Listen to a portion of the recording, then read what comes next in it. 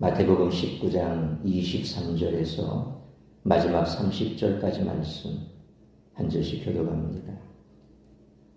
예수께서 제자들에게 이르시되 내가 진실로 너희에게 이르노니 부자는 천국에 들어가기가 어려우니라.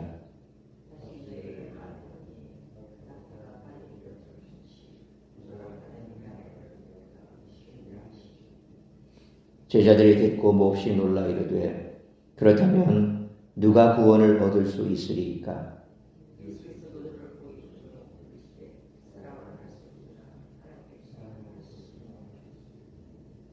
이에 베드로가 대답하여 이르되 보소서 우리가 모든 것을 버리고 주를 따라 싸운데 그런즉 우리가 무엇을 얻으리이까?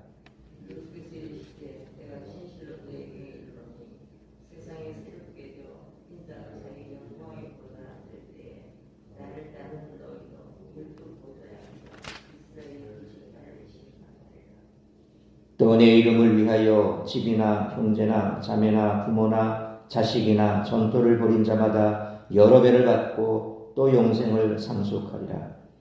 그러나 먼저 된 자로서 나중되고 나중된 자로서 먼저 될 자가 많으니라. 아멘. 예수님은 부자 청년이 떠난 후에 제자들에게 재물이 얼마나 강력한 우상이 될 수 있는지를 말씀하십니다. 이미 앞에 6장 21절, 24절에서 보물이 있는 곳에 마음도 있고 하나님과 재물을 동시에 섬길 수 없음을 경고하셨습니다. 여기서도 낙타가 바늘귀에 들어가기 어려운 것처럼 부자가 천국에 들어가기 어렵다고 선언하십니다.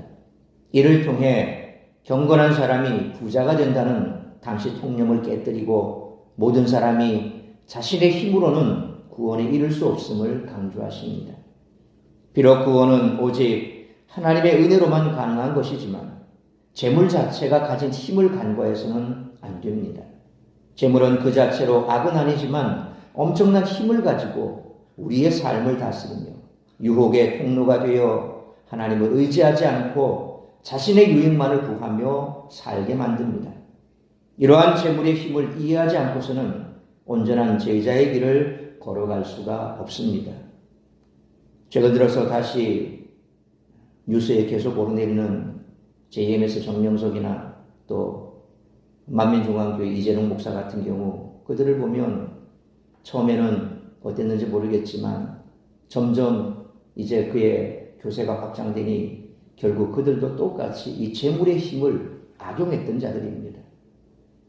온통 해외로 돌아다니며 도피 생활하면서도 계속해서 성추문 행각을 벌였던 정명석이나 또 교회 헌금을 가지고 미국에 나아가서 라스베가스에 가서 도박을 한다거나 그러면서도 뻔뻔스럽게 교회에 와서 내가 왜 그거를 몇 시간씩이나 앉아서 고되게 그걸 했겠습니까? 교회의 재정을 더 좋게 하기 위해서 그랬습니다. 이런 얘기를 한다거나 혹은 교회 헌금을 가지고 여신도들을 성추행하고 그들에게 용돈 삼아 돈을 주기도 하고 결국 모든 사람들이 그렇습니다. 재물을 자기 마음대로 쓸 수 있는 자리에 올라가면 그 재물 때문에 결국 또다시 자신의 삶을 망가뜨리죠. 비단 그들뿐만 아니라 모든 인간들이 그렇습니다. 권력을 지면 돈을 탐내게 돼 있고 권력의 힘을 빌어서 돈을 더 많이 벌려고 애를 쓰고 그러니 정경유착이라고 하는 고리는 이건 인간이 태어나고 난 이후 하나님께서 인간을 창조하시고 타락한 이후 모든 시대에 나타나는 비리 중에 하나가 돈과 권력입니다. 돈이 얼마나 사람을 편하게 합니까? 또 그 편안한 삶을 돈 주고 권력을 살려고 하기도 하고 그래서 돈이라고 하는 것은 일만하게 뿌리다. 일만하게 근원이 돈이다. 그래서 마지막 때가 되면 사람들은 자기를 사랑하고 돈을 사랑한다 그랬습니다. 더욱이 현대시대가 그렇지 않습니까? 돈으로 모든 것을 할 수 있는 것처럼 그렇게 사람들은 살아가고 있습니다. 그러니 우리 믿는 사람들은 이 재물이 악한 것은 아니지만 그 재물이 사람을 얼마나 악하게 만드는지를 알아야 됩니다. 그래서 그 재물의 악함과 또 그 힘에 대해서 우리는 결코 간과해서는 안 됩니다. 우리의 마음이 거기에 빼앗기기 시작하면 결국 우리의 신앙도 근본적으로 흔들리게 되어 있다는 것입니다. 예수님의 말씀을 듣고 베드로는 제자들을 대표해 자신들이 받을 하늘의 상에 대해서 질문을 합니다. 베드로의 질문은 제자들이 빠지기 쉬운 권력과 영광에 대한 야망을 여실히 드러냅니다. 제자들은 주님을 따르는 길에 서 있지만 여전히 자신의 영광을 추구하고 있습니다.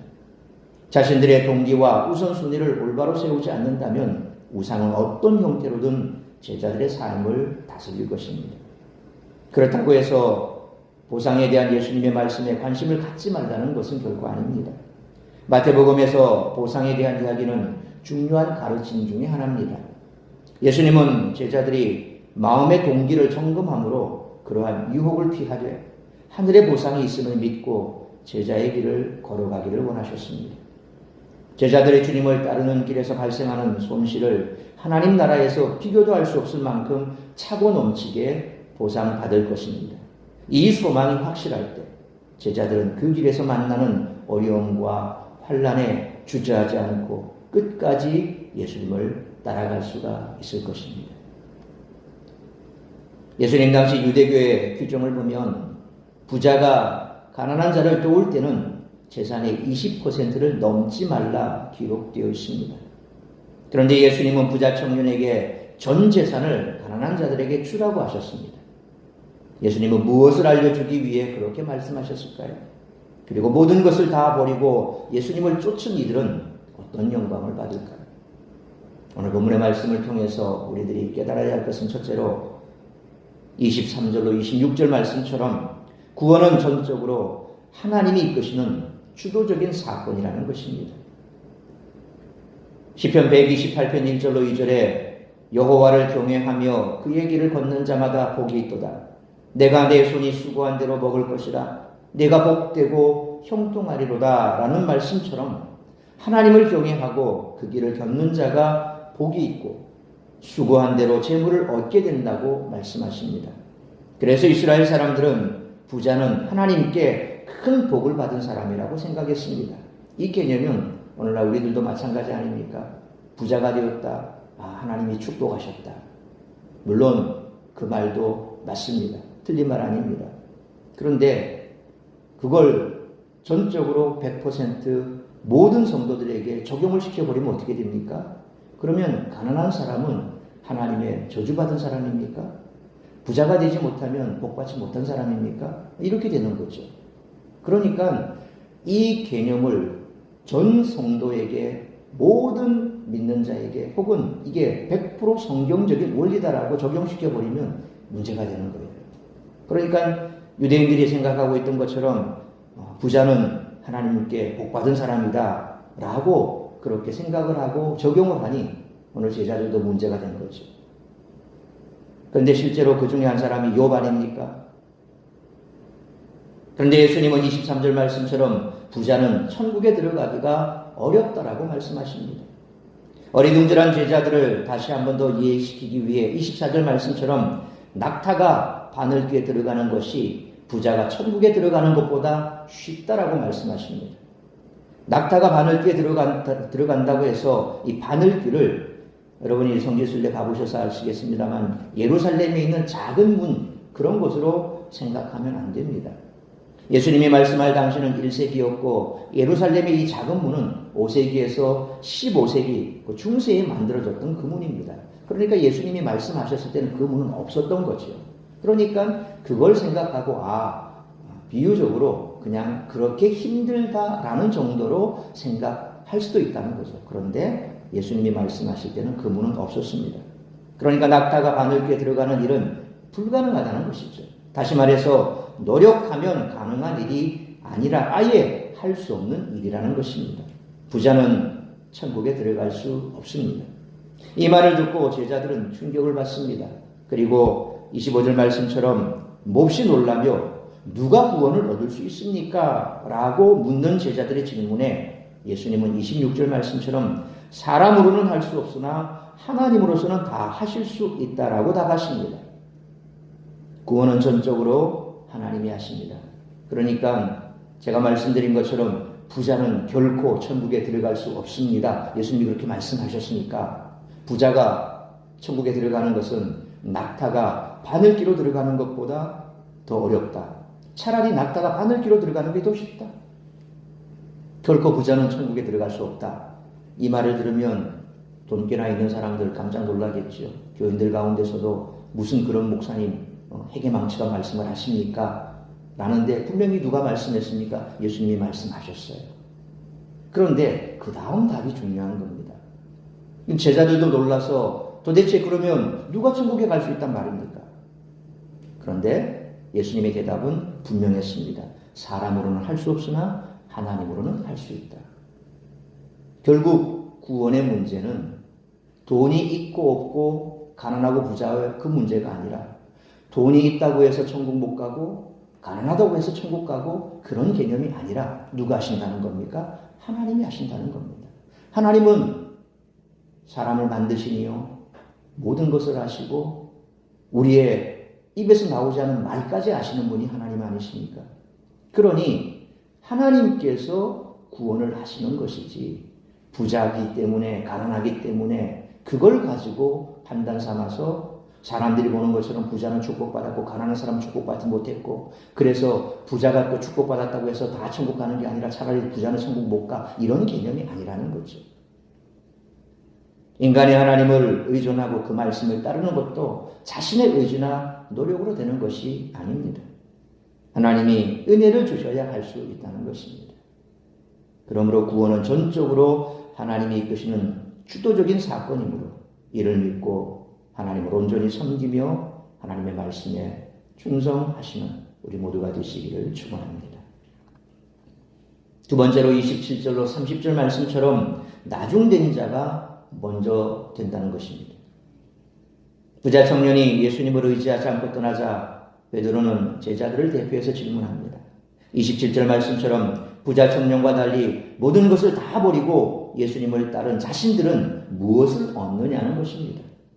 이 질문에 예수님은 28절로 29절 말씀처럼 마지막 날에 제자들도 예수님처럼 보좌에 앉아 12지파를 심판할 것이고 버린 것보다 여러 배를 더 받을 것이라고 말씀하십니다.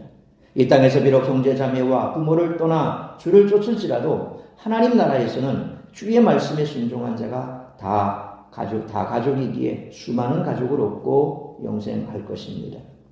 사실 이 말씀을 또 이단들은 자꾸 그것을 자기 배불리는 데 사용하죠. 소위 말하면 자기 왕국을 만드는데 너희가 여기에서 고생하고 수고한 것, 너희가 주님 앞에 다 바친 것, 하늘의 천국에 가면 더 크게 받을 것이요. 또 현실적으로 그들은 여기에서 영생불사체가 된다. 뭐 이렇게 얘기를 하죠. 그러면서 사람들을 착취합니다. 거기에 경쟁적으로 사람들이 막 헌신을 합니다. 만민중앙교회 이재룡 목사가 그걸 아주 잘 했지 않습니까? 그래서 천국에 들어가는데 천국에도 그레이드 등급이 있다. 그래서 가장 이 화려한 이 헌신한 사람이 들어가는 게 새 예루살렘 성이다. 그 성은 궁전이다. 그러니까 너희가 여기에서 나에게 우리 교회에 그렇게 헌신하고 헌금을 많이 한 사람은 그런 궁전 같은 데 들어가 산다. 그 밑에 등급은 뭐 아파트 등급, 그 밑에 등급은 빌라 등급, 뭐 이런 식으로 해서 사람들에게 당신의 지금 현재 오늘 이 천국의 등급은 이 등급이다 라고 그렇게 막 쪽지를 주면서 헌금을 부추기고 뭐 자기하고 사진 한번 찍으면 100만 원이고 뭐 밥을 한 끼 먹으면 몇백만 원이고 안수기도 받으면 몇백만 원이고 뭐 이런 식으로 헌금을 착취했던 모습들이 지금 다 드러나고 있지 않습니까? 정말 기가 막히죠. 완전히 십자가 앞에서 장사하는 사람이에요. 성적인 장사하고 성도들 상대로 갈취하고 그 돈을 펑펑치 마음대로 쓰고 이 땅에서 수고한 것 우리가 이 땅에서 받는 것이 아니라 하늘나라에서 받는데 그건 우리가 판단할 문제가 아닙니다. 누구로부터 인정받을 것도 아닙니다. 그건 하나님과 나와의 관계입니다. 하나님께서 우리가 얼마나 수고한지 내가 돈을 많이 내고 헌금을 많이 한 것이 문제가 아니라 진정으로 하나님을 위해서 내가 헌신하고 수고한 건지 하나님은 그걸 보시는 거죠.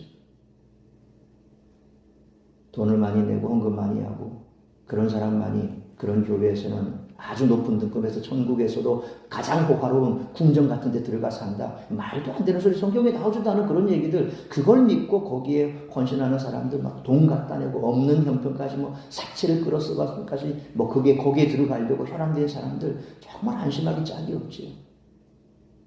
여러분 보고 헌금하지 말라는 얘기 아닙니다. 적어도 성경이 뭐라고 얘기하는지 알고 하라는 겁니다. 모르면 그렇게 우매해지는 거죠. 맹종하게 되는 겁니다. 참 안타까운 현실이 아닙니까? 그래서 우리가 헌신을 하되 그 헌신이 올바른 헌신인가 그렇지 않은가, 정말 맹목적인 것인가, 그런 것에 대해서는 우리가 생각해 봐야 됩니다. 누구에게 하는 겁니까? 하나님에게 하는 겁니다. 내 중심을 갖춰서 하는 겁니다. 그런 것들 없이 그저 맹목적으로 누군가에게 보여주기 위해서, 그건 하나님이 기뻐하시지도 않고, 그런 것은 정말 마지막에 불타 없어질 그런 공력에 불과하다는 것이죠. 그러면서 30절 말씀처럼 먼저 된 자가 나중되고 나중된 자가 먼저 된다고 말씀합니다. 고대 로마 제국에서 전쟁을 이긴 장군은 수많은 군사를 일으키고 시내를 행진하죠. 프레이드를 벌입니다. 개선 행진을 할 수 있는 장군은 많지 않습니다. 5,000명 이상의 적을 죽이고 또 큰 영토를 얻은 장군이라야 그렇게 개선 행진을 할 수 있습니다. 장군은 황금색 옷을 입고 전차를 타고 가장 앞서갑니다. 그 뒤로 수많은 군사가 따라오고 마지막에 포로들이 끌려옵니다. 그런데 마지막 날에 세상에서 가장 앞섰던 장군, 부자, 권력자들은 나중되고 가장 뒤에 끌려갔던 포로들, 곧 그리스도인들은 가장 앞서게 될 것을 말씀합니다. 사도 바울은 세번역 성경 고린도후서 2장 14절에서 그러나 그리스도의 개선 행렬에 언제나 우리를 참여시키고 라고 기록해서 마지막 날에 그리스도인의 대역전승을 증거하고 있습니다. 비록 바울이 그 복음서를 썼을 때만 하더라도 얼마나 많은 고통과 박해가 있었습니까? 끊이지 않는 그 박해 속에서 그들은 정말 맨 나중에 포로돼서 끌려가는 자들처럼 그런 삶을 살았지 않습니까? 그런데 이게 마지막 심판 때가 되면 어떻게 됩니까? 일렬로 행진하던 그 행렬에 제일 앞에 서 있던 사람, 하나님께서 그렇게 말합니다. 뒤로 돌아. 그러면 1등이 뭐가 됩니까? 꼴찌가 되는 겁니다. 바로 우리 인생이 그렇다는 겁니다. 너희들의 인생이 그렇다는 겁니다. 지금 우리는 박해를 받고 맨 마지막에 포로되어 끌려가는 것 같지만, 그러나 이제 개선 행진을 부르면서 행진곡에 맞춰서 가는 맨 앞에 서 있는 그 권력자들, 로마의 지배하에서 그렇게 어깨 힘주고 살아가는 그런 정치인들, 그런 사람들 다 마지막 심판 때가 되면 맨 마지막에 그들이 될 것이다. 먼저 된 자가 나중 될 것이다. 그리고 그 개선 행렬에 언제나 우리를 하나님께서 참여시킬 것이다 라고 위로를 주는 겁니다.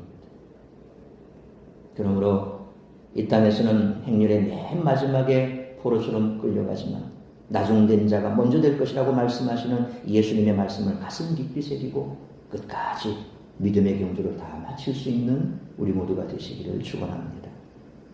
사랑하는 성도 여러분, 우리는 세상에서 물질적 풍요, 높은 지위, 명성을 얻은 사람들을 특별하게 생각합니다. 그러나 천국은 세상에서 특별한 사람들을 위한 장소가 아니며 오히려 그러한 것들이 허무함을 깨닫고 하나님의 아들이신 예수님을 따르는 자들에게 주어진 복이 그곳에 있는 줄 믿습니다. 주님을 따르는 사람은 세상에 줄 수 없는 영적 부요함을 영원히 누리며 살 것입니다. 그러므로 재물을 섬기지 말고 하나님을 섬겨야 하며 물질적인 풍요, 높은 지위, 명성과 같은 세상적인 것들을 따르지 말고 오직 예수님만을 따르며 끝까지 믿음의 경주를 다 마칠 수 있는 우리 모두가 되시기를 주님의 이름으로 축원합니다. 기도하겠습니다. 거룩하신 아버지 하나님, 은혜와 사랑을 감사합니다. 오늘도 우리에게 주신 말씀 가슴에 새기며 우리가 이 땅을 살아갈 때에 진정으로 구원받은 하나님의 백성이라면 우리의 초점이 어디에 있어야 하는가를 다시 한번 가슴에 새기기를 원합니다. 말세가 되어갈수록 사람은 자기를 사랑하고 돈을 사랑한다 그랬습니다. 이기적인 삶을 살아갈 뿐만 아니라 모든 것을 물질로 귀결시킵니다. 교회 안에서도 그렇습니다. 경쟁적으로 헌금 경쟁을 붙여버린다거나 혹은 그렇게 해서 헌금을 많이 한 자는 충성도가 높고 그렇지 못한 사람은 충성하지 않는 자처럼 그렇게 되어버린 현실을 보면 너무나 안타깝습니다. 하나님께서 언제 우리에게 그것이 교회를 사랑의 척도라고 말씀하셨습니까? 하나님은 우리의 모든 것을 압니다. 우리의 일거수일투족을 아십니다. 우리의 중심을 아십니다. 그래서 우리는 결코 그런 것에 현혹되지 않기를 원합니다. 뿐만 아니라 우리가 무엇을 중요시 여기며 살아가는가는 누구보다도 하나님이 아시기에 내가 지금 무엇에 포커스를 맞추고 살아가고 있는지 하나님은 아신다는 사실을 잊지 말아야 할 것입니다. 내 삶에 있어서 물질이 없어서는 안 되지만 그러나 그 물질이 내 인생을 주장하게 해서는 안 될 것입니다. 물질의 주인은 하나님이십니다. 그러므로 언제나 하나님께서 원하시면 우리에게 물질도 주시고 모든 것을 다 주실 것입니다. 내 마음이 어디에 있는가가 중요한 것입니다. 그러므로 항상 마음을 다하여 뜻을 다하여 목숨을 다하여 하나님을 사랑하고 또한 모든 것을 중심을 다하여 하나님을 위해서 우리가 섬기고 살아간다면 분명 지금 이 땅에서 때로 우리의 삶이 비천한 것 같고 그래서 우리가 이 땅에서 아무것도 할 수 없는 자처럼 그렇게 여겨진다 할지라도 천국에서는 우리의 상이 클 줄로 믿습니다. 믿음의 경주를 끝까지 다하고 믿음을 지켰으므로 이제 우리를 위하여 예비된 의의 면류관 영광의 면류관이 있음을 알고 결단코 우리가 주님 앞에 헌신하며 헛되지 않음을 알고 더욱더 주의 일에 힘쓸 수 있는 우리 모두가 될 수 있도록 인도하여 주옵소서. 오늘 이 한 날도 나를 통하여 이루고자 하는 하나님의 뜻이 무엇인지 그 뜻을 이루어드리는 우리 모든 성도의 삶이 될 수 있기를 간절히 빌고 소원하오며 이 모든 말씀 우리 주 예수 그리스도의 이름으로 기도하옵나이다.